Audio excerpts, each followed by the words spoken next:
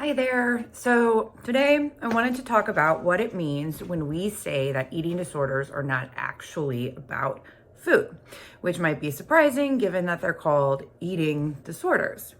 But what I like to explain when people ask me about this is that eating disorders are actually a physical manifestation of a person's or an individual's internal emotional distress.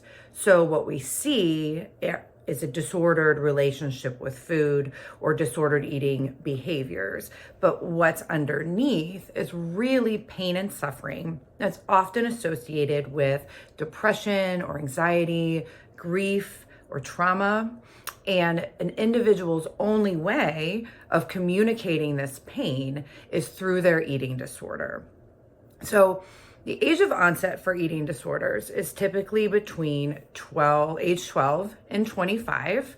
That's also, the younger you are, it's not so easy to communicate some of these complicated feelings. So hopefully that helps make sense as to why we're using disordered behaviors with food as a way to communicate distress. It's important though to remember that we are identifying eating disorders at any age along the lifespan spectrum. They're not just, the onset of eating disorders is not just affiliated with people ages 12 to 25. That just happens to be the most common time that they set, that there's the onset of those behaviors. So 30 million people in the United States alone will struggle with an eating disorder at some point in their life. That's almost 1 out of every 10 Americans. This is a big number. And eating disorders are actually incredibly serious mental health disorders. So after opioid dependence disorders, eating disorders have the highest rate of mortality or have the highest rate of death among any other mental health disorder. So what that means is that one person every 52 minutes dies of an eating disorder. So clearly early intervention is incredibly important.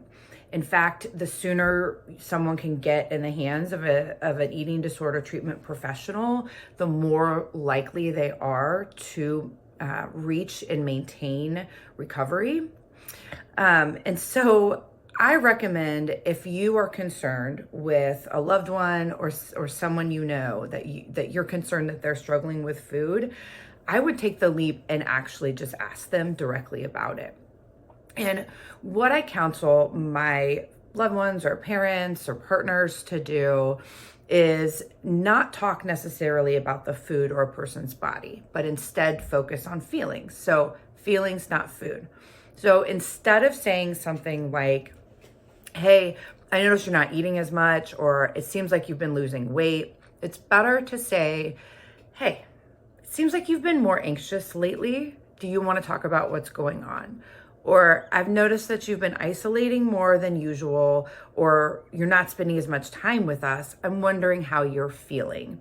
So remember that eating disorders aren't about food, right? They're actually about feelings and pain and suffering that an individual with an eating disorder is really not good at communicating. So hope this was helpful and good luck.